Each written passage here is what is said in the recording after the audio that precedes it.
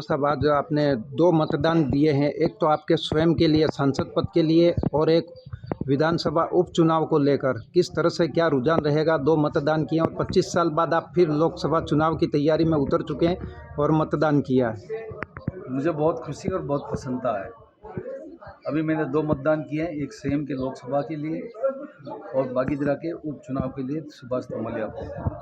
आप देख रहे हो सुबह से भारी भीड़, जनता में उत्साह, मतदान हो रहा है और जनता के मन में एक ही बात है कि मैं उनका प्रिय व्यक्ति हूँ, उनका खास सेवक हूँ। वो जानते हैं कि इनको जिता के लाएंगे तो इस क्षेत्र का चहुमुखी विकास होगा। जैसे प्रधानमंत्री जी यहाँ पे आए थे बांसवाड़ा, उस वक्त भी एक बड़ा संदेश यहाँ से गया और उस संदेश जाने से वागड़वासियों में भारी खुशी की एक लहर है। सर, लोकसभा चुनाव का एक ऐतिहासिक रोचक और परिणाम देखने मिलेगा, ऐसा बता रहे हैं और केंद्र तक भी आपकी आवाज़ जा रही है। क्या रहेगा, कोई हमारे दर्शकों को बताएं। दर्शक के दो, मतदाता के दो, सबसे मेरी अपील है कि खुशी खुशी में मतदान करो, वागड़ मेवाड़ के विकास के लिए मतदान करो, तीसरी बार देश का प्रधानमंत्री नरेंद्र भाई मोदी बने उसके लिए विकास करो। ये मेरा विशेष तौर पे आग्रह है, मेरा निवेदन है, मेरी अपील है। त्रिकोणीय मुकाबला सर, यहाँ पर जो एक नई पार्टी खड़ी हुई है भारत आदिवासी पार्टी, उसको लेकर क्या कहेंगे? देखो, इस पार्टी के पास न कोई नीयत है, न कोई नीति है, न कोई नेता है। ये क्या कर सकते हैं? मैं इनसे मांग करता हूँ कि डूंगरपुर के अंदर पानी लाना है।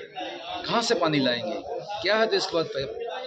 आज मेरे लिए प्रधानमंत्री जिताने के लिए आए और प्रधानमंत्री जी के पास मुझे बिठाया गया। कई सारी प्रधानमंत्री जी से मेरी गुफ्तगू बातें हुई।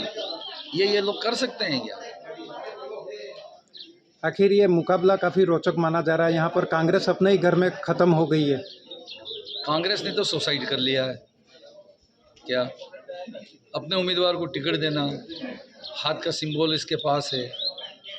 और परसों डूंगरपुर में हमारे राष्ट्र के महासचिव और डोटासरा जी हमारे प्रदेश अध्यक्ष, कांग्रेस को नहीं जितानी है, कांग्रेस को नहीं जितानी है, कांग्रेस को नहीं जितानी है, बाप को जिताना है, इस तरह की अपील कर रहे हैं।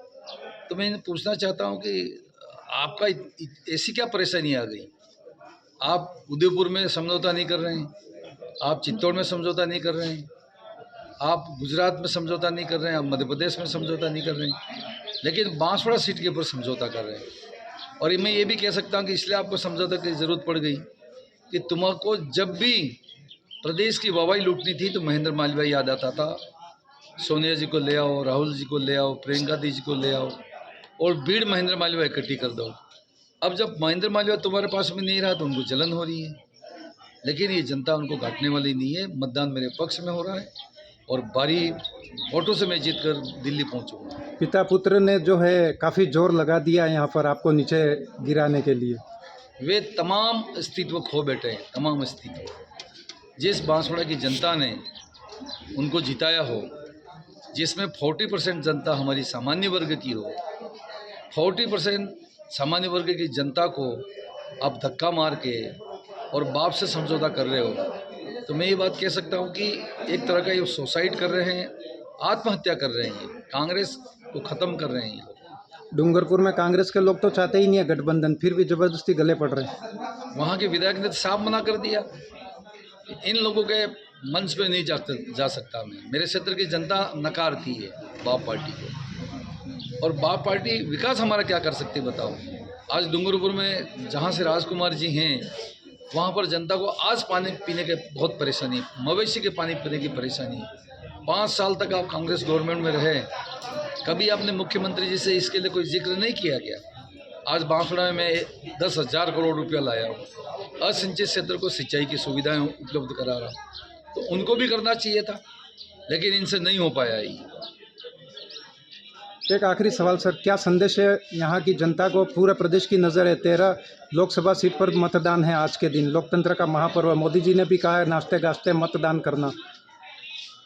मैं मतदाताओं से अपील करता हूँ कि नरेंद्र भाई मोदी तीसरी बार प्रधानमंत्री बनेंगे तो देश का और प्रदेश का विकास होगा, और बनने वाले ही हैं। वो तो बहुमत उनके साथ है, देश उनके साथ है। 400 पार का नारा लगाया, फिर एक बार मोदी साहब तो प्रधानमंत्री का नारा लगाया, वो सफल होने वाले हैं। मोदी जी यहाँ आए, क्या सभा किस तरह से ये परिणाम दिखाएगी अब की बार?